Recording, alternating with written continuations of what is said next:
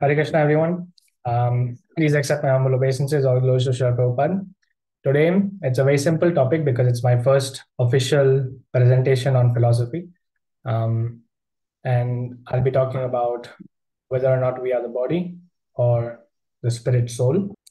First, we have to define what is this body. So, the material body is referred to by Vedic literature as that which is temporary, full of pain and suffering, and bereft of any real and meaningful knowledge. So, this body, this material body, it's a combination of eight elements, namely muscle, bone, stool, urine, bile, mucus, hair, and blood. And the five primary elements of this material universe, namely earth, water, fire, air, and ether, they come together by the laws of nature to develop this material body. Okay, so according to the Bhagavad Gita, as well as also modern science, this material body is actually described as a complex unit of machinery. In this verse, it is indicated by the word yantra in this verse of Bhagavad Gita. So this verse states as follows: Ishwarah sarvabhutanam hridesher junatishthati brahmayan sarvabhutani yantra rudhani mayaya. So yantra, the translation of this verse is the Supreme Lord is situated in everyone's heart, Arjun, and is directing the wanderings of all living entities who are seated as on a machine. Seated as on a machine, yantra, made of the material energy. So this confirms the aforementioned qualities of this material body. So we know for a fact that absolutely no complex machine goes unoperated or unmaintained by some individual, right? So the question we must ask ourselves very seriously is can this material body actually function without the presence of an operator? Moreover, if life is just a combination of chemicals, why does the body stop growing if, say, for example, a young child of 10 years in age suddenly dies? So Prabhupada says something very important in an interview with a reporter. He states that it is a little difficult to understand this movement because it is spiritual movement. Practically, people have no information what is spirit and what is spiritual movement, but they can simply understand that the body is there, body is the machine, and the driver of the machine is the spirit soul. So we are bringing our movement from that platform, the driver of this machine. People are very much engrossed with the machine only, but they have no information who is driving the machine. That is the difficulty. So this is stated in an interview in 5th of March 1975 in New York. Now, if we think about it, the car is a machine which is driven by a separate entity, a human. So when the human enters the car and runs the engine, the car becomes a functioning machine. Otherwise, it is just another useless object to be kept perpetually in a vegetative state, useless. However, understand also that just as the human does not become one with the car by entering it, our self also does not become one with this material body. Therefore, if the body is described as a complex machine, even by modern day science, logically we cannot rule out the existence of a conscious operator. So, who therefore operates or drives this body? The brain by itself is not conscious, but depends on another source of energy to function, which is separate from it. So, if it's not the brain which is the self, what is it? It is the spirit soul that is the self. This is the missing link scientists will never care to look into simply because of sheer atheism. So when the spirit soul transmigrates everywhere else due to the body becoming unsustainable. So just like I'm spirit soul, and when this body becomes unsustainable by the influence of time, which is another unseen force, the spirit soul transmigrates elsewhere, right? And the material body, it simply ceases to function. It more or less turns into a lifeless object. So this goes to show that we are not actually these material bodies, right? The material body will immediately cease to function and it will cease to exist altogether once the spirit soul has left it. But now, what is the proof that there is even such a thing as the spirit soul? People ask this so many times, right? So, when deeply considering it, the heart's role is to circulate blood, vitalizing the body. Yet, when or rather, what initiates its automatic function, right? What makes the heart beat automatically? It cannot solely be the brain because it also relies on blood supply. Thus, it appears that vitality originates from the heart rather than the brain. So now that we have established by mere logic that the heart is the actual seat of all energy, let us take a more comprehensive look into this matter.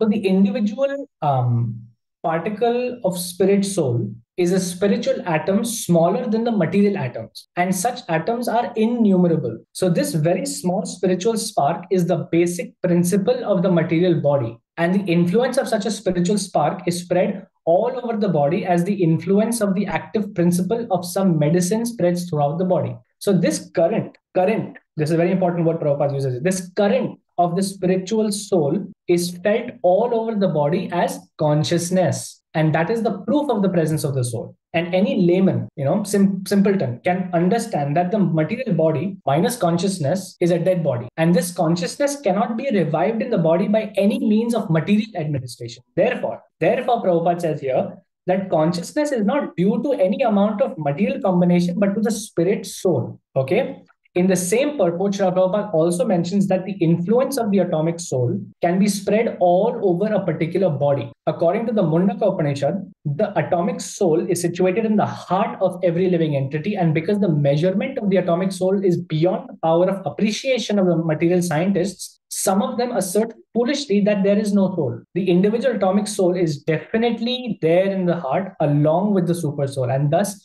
all the energies of bodily movement are emanating from this part of the body. So the corpuscles which carry the oxygen from the lungs gather energy from the soul. And when the soul passes away from this position, the activity of the blood generating fusion ceases. So medical science accepts the importance of the red corpuscles, but it cannot ascertain that the source of the energy is the soul. So medical science, however, does admit that the heart is the seat of all energies of the body. Okay, so this is also written in the same purport to Bhagavad Gita chapter 2, verse 17. Now, here I have added a traceback model which traces the cause of each of these bodily constituents and phenomena. And Srila Prabhupada has given a detailed insight into the pumping of blood to other parts of the body, the red corpuscles and whatnot. But what causes the heart to actually beat? This we have to look into. So, of course, as devotees, we all know we all know it to be the presence of the spirit soul, but let us go more deeper into this matter. So to understand what makes the heart beat, let's trace it back through a series of causes. So first, it's the heart itself that initiates the action. Next, the cardiac conduction system, it regulates the heartbeat's rate and rhythm by transmitting electrical signals from the top to the bottom of the heart. This is very important to understand. Electrical signals. In fact, these signals, they basically trigger the heart's contraction, pumping blood throughout the body, and the autonomic nervous system that then controls the speed at which the heart sends these signals. So it adjusts itself based on activities through hormonal direction. So at the core of this nervous system control is called a hypothalamus, which is an interesting organ, which is influenced by what scientists call glucocorticoid feedback inhibition system. And this system regulates the release of certain hormones impacting various bodily functions. Now, bear with me, this is very complicated, but for a very good reason. I've included this very complicated information here, which you will understand why in the next few slides. Anyway, this system, this glucocorticoid feedback inhibition system, it regulates the release of certain hormones impacting various bodily functions. And this hypothalamus in turn receives signals from different brain regions and releases hormones that affect a very important part of the body called the pituitary gland. And it directs the functions of other glands and influencing growth and fluid balance.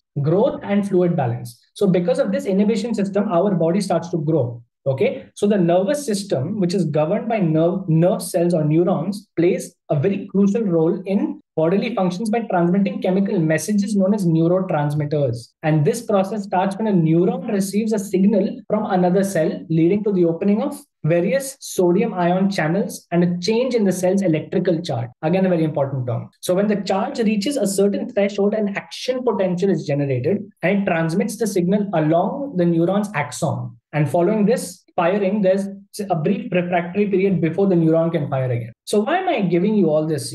Is it really useless to this presentation? Not actually. Because if you're looking at the cause of all these causes, okay, ultimately we reach what we call electrical energy. Okay, this electrical energy is mentioned very much so in this explanation. So therefore, from a scientific perspective, it can be inferred that electrical energy is the fundamental basis of all bodily processes. And considering the material body as a mechanism controlled by the spirit soul, it becomes clear that akin to any other machine, the body also relies on a form of battery for its energy, which is the soul. And the soul is inherently pure energy. So to substantiate this point about electrical energy, here is a room conversation which took place in Washington, D.C. in 1976. So Prabhupada says, no, just like a machine, it can be complicated, but as soon as you put the plug, gad, gad, gad, gad, comes. But the electricity is not complicated, the machine is complicated. So from my previous description of how this body works, it's very complicated, and Prabhupada confirms this herein, right? So the electricity itself is not complicated to understand because the soul provides this body with energy. So Rupanuga then replies, so it doesn't work unless there is some, and then Prabhupada breaks immediately and says, without electricity, it does not work. But the machine is complicated, not the electricity. So when we are atheists, okay, we just look at everything in terms of the body. And because of that, it becomes very complicated for us to understand how this body is working. But when you immediately introduce the concept of the spirit soul, immediately everything is solved and everything becomes much more easier to understand. Then Rupanuga goes to says, one thing is that the machine in this example gets complicated or it becomes, Prabhupada says, complicated, means it is made in different parts with matter, that's all. But it cannot work without the electric power. And then Swarupa Damodar says, so the conclusion is that matter, when touched by life or spirit, actually it becomes complicated. Prabhupada says, not complicated, it's already complicated, it's just that it works, right? So when the spirit soul inhabits the material body, that's when things start to work, otherwise it doesn't work. So Swarupa Damodar then replies, no, matter itself is not complicated, matter itself is not complicated. And Prabhupada says, yes, it's complicated when they are combined together. So when the spirit soul enters the material body, that's when all these things take place, as I've described in the previous slide, that traceback system. But as soon as the soul leaves the body, again, material body becomes useless, right? So Prabhupada's analogy about the soul as the operator of the body, which is akin to a driver guiding a machine, offers profound insight into the intricate relationship between the spiritual and material energy. So when we juxtapose this analogy of Prabhupada with the scientific understanding of electrical energy powering machines, the depth of Prabhupada's wisdom becomes even more striking. The depth of Prabhupada's wisdom becomes very, very striking. Just as an electrical current animates a machine, the soul infuses the body with consciousness and vitality, orchestrating every function. So Prabhupada's analogy beautifully illustrates that the body, like any complex machine, is merely a vessel awaiting the touch of the operator, the soul, to spring to life. So by acknowledging the soul as the unseen yet indispensable force behind bodily existence, Prabhupada urges us to transcend the superficial preoccupation with the material world. And in doing so, we come to appreciate that life's true essence lies not in the mechanics of the body, which is, by the way, very complicated, but in the divine energy that permeates it. Thus, when we consider Prabhupada's analogy alongside the scientific understanding of energy, we are led to a profound realization. Just as electricity powers a machine, so too does the soul energize the body, driving its every movement and sensation. And in this light, Prabhupada's wisdom shines brightly, inviting us to recognize the sacred interplay between the spiritual and the material, and to embrace this divine spark that animates all of existence. I hope this was very clear to everyone. I hope I didn't overcomplicate things. I just wanted to make sure that Prabhupada's analogies were looked into more deeply, because I really do encourage everyone to look into all the analogies Prabhupada gives, because, superficially analogies might just seem like a parallel, but we have to dive deep into it to really understand the depth of Prabhupada's analogies. Prabhupada gives such beautiful analogies, and we have to focus on that, because these analogies are what enables us to understand this transcendental knowledge further. Yes? Okay. Well, thank you so much for your attention, everyone. It was very professional as well. It was nicely done, and explained also very well. Keep it up. Does anybody have any questions? I think, if someone has questions, they can ask. I think Sai Karthi Prabhu also said I should answer some questions if you guys have any. Brother Prabhu, can I ask one question, Prabhu? Yeah. Ask him, yeah. Okay, so Luvesh Prabhu, you were saying that the spirit soul is the reason why the material body works. Yes, Prabhu. And the demise of the material body can be deeply characterized by the fact that the spirit soul is not present, or in other words, consciousness is not present. Yes. That's so as well. Yes, well, Prabhu. If you see, many scientists or atheists will say that the lack of chemical reactions or sudden stoppage of chemical reactions is the reason why consciousness is absent, and you cannot prove the spirit soul otherwise. So what would you say to them? Prabhupada actually answered a similar question in one of his conversations, and he said something very interesting. Prabhupada said that if ultimately if this body is just working or functioning on the basis of chemical reactions, and let's say the chemical reactions stop, somehow, and the person dies, like I gave an example on a previous slide regarding if a young child, for example, at the age of 10 years old dies, then his body just obviously stops working, but if you ask the scientists to revive the body by mechanical means, by chemical means, they won't be able to do it because they themselves don't know what chemicals are missing. Obviously, if your person dies, no chemical is actually missing. I mean, what's the difference between the dead body 1 minute before it was dead, other than the fact that the heart stopped? They don't know that. They can't revive the body by injecting chemicals because the life itself is not a combination of chemicals. Life comes from life. So when someone dies, it is not that the person itself actually died. It's just that the soul exited the body, and that due to that exit, this body became inactive. So if it is really, if this body really is functioning on the basis of chemicals only, then why aren't the scientists able to revive us? Especially only 1 minute after the death, especially 1 minute after. What really changes? The chemicals are still there in the body, they don't just disappear automatically like this. You think that chemicals will disappear within 1 minute? No, they're still there. But what is the, scientists cannot even produce even a blade of grass in their own laboratory. What to speak of reviving a material body? So you see, the body is not a mere combination of chemicals. The thing that gives it life is the presence of the spirit soul. Consciousness is that symptom. Consciousness is the symptom of the presence of the spirit soul in the material body. You should, if you read the purports of chapter 2 very carefully, you will come to understand this. In fact, usually Prabhupada also says in these cases that the presence of the spirit soul or the existence of the spirit soul should be taken simply as a matter of authority from Shastra. Yes, Prabhu. Yeah. Thank you for answering my question, Prabhu. Thank you. Yes, Very bold. Very good. Yes, Luvesh Prabhu, I was thinking that, because they say that how the body functions, it's really a simple thing. They say it's simply just chemical functions and reactions. And they have already made really complex things. They have made heart transplants. They have made all kinds of really complex things that are really hard to explain.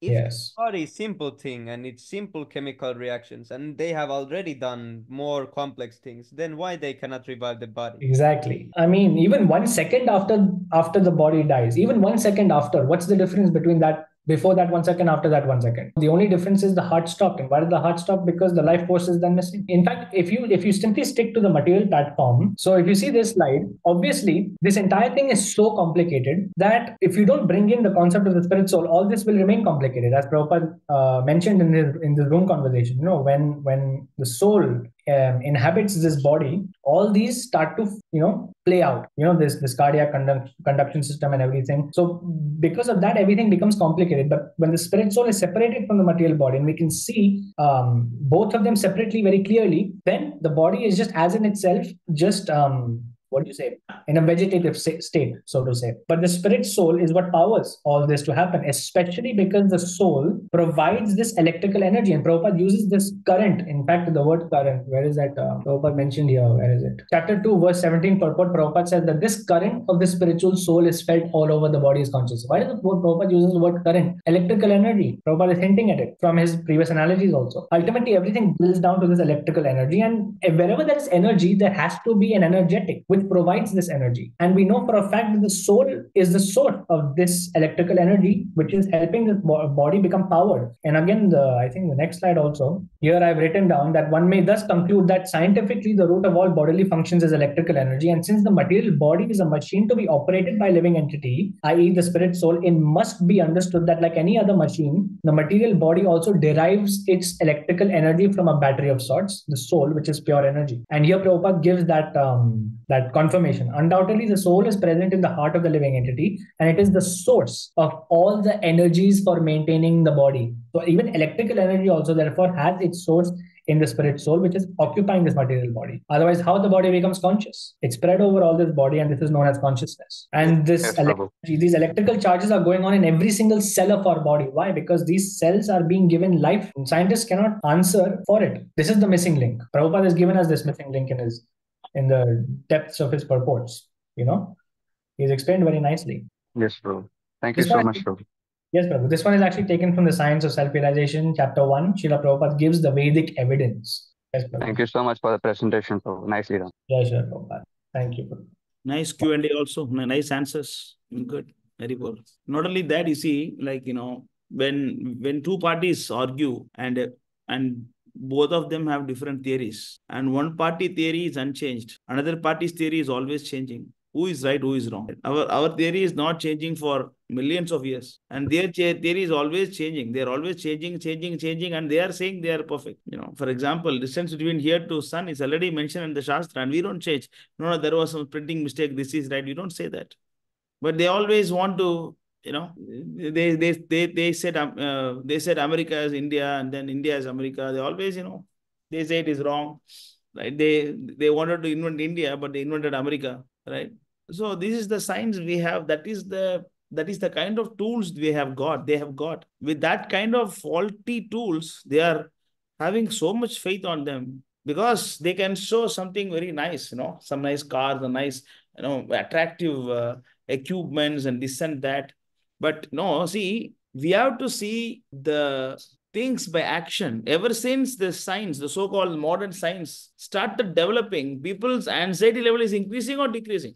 Lifespan is Increasing. increasing or decreasing? Decreasing. Disease increasing or decreasing? Just Increasing. everything only ever since the science, this modern science have come up, and then it is all about the matter. And because we are not matter, then the problems are only increasing, but still they are so puffed up, and then people are still believing them, right? So the soul leaving the body, it is as simple as like 1 + 1 is equal to 2. It's as simple as it is. And because they are atheistic and they don't want to, they see, like, eventually they want us to believe something. Now you cannot say everything you have to prove. Then I'll ask why I should write one like this, why I cannot write one like this, why I should write A like this. You cannot ask the fundamental questions. You have some assumption and then see the conclusion. If the conclusion is right, then assumption is right also. Like, see, this is how we are. It is very easy to prove that we are not the body, we are the soul. Like the chemical reaction, as like Ravish Prabhu correctly said. Then why they cannot revive the chemical reaction back? Why they cannot revive it back? Why did this? Because see, if they say we are wrong, then they should say something which is right also. No, you tell me what is a chemical, then why are you keeping it secret?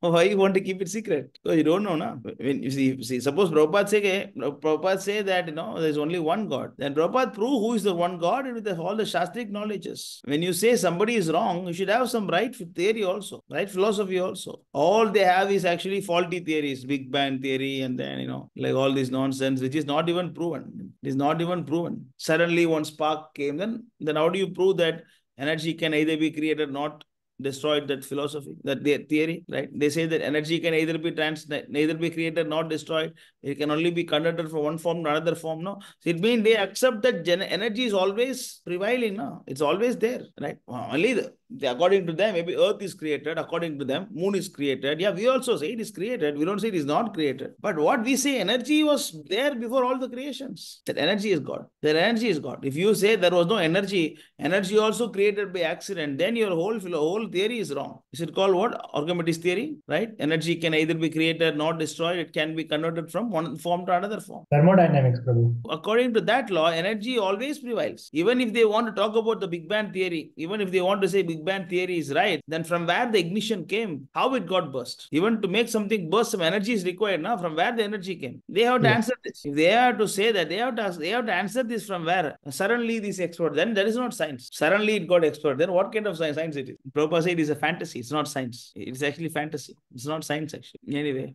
they destined to be a fool.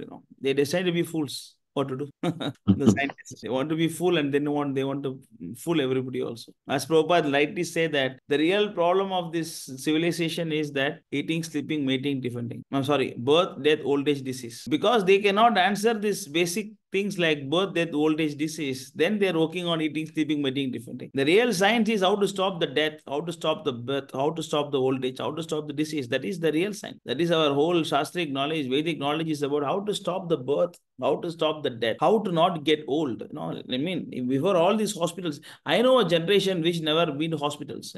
My grandfather generation, they never been to hospitals. They live for 100 years. They never been to hospital. We are going hospital 40 years, 30 years, all the teeth are falling off. And then we have to go to the doctor. The cancer is coming. Heart attack is coming for 15 years old boy. 15 years old boy getting heart attack. What kind of science it is? It's simply cheating. So if anybody listen to that kind of scientist, he's also a fool, no, bro? Yes. One last thing, actually. Yeah. Because in school, we were taught something very interesting. But based on what they taught about it, they can be rightly termed as hypocrites, actually, Prabhu, because in one of my classes in school, in my final year, I think, they were discussing something called the scientific method. And basically, this scientific method is divided into 5 steps. The first step is to define a question to investigate, right? So, like, as scientists conduct their research, they make observations and then they collect data. And then the observations and the data, they often lead them to ask why something is the way it is, And scientists pursue answers to these questions in order to continue with their research. And once scientists have a good question to investigate, they begin to think of think of ways to answer it. Okay. So that was the first step we were taught, actually. And the second step we were taught was to make predictions where, based on the research and observations, the scientists will come up with a hypothesis, which is a possible answer to a question. And it is based on their own observations, like existing theories and information they gather from other sources. And then the scientists use their hypothesis to make a prediction with some test table statement and describes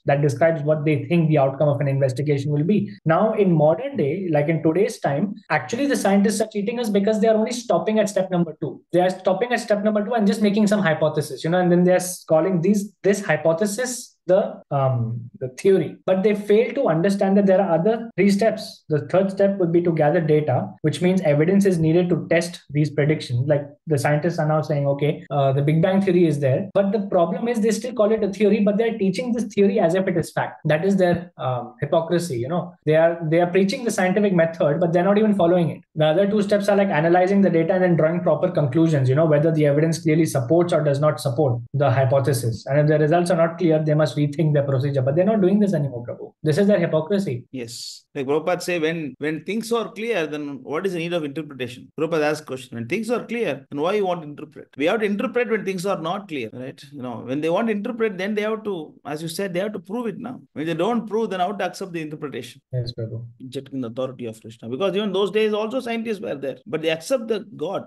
Even Einstein also. Even up to that level of Einstein and all those kind of scientists, they were theists. They were not atheists. Now, because they got some material power and they think they are more than God.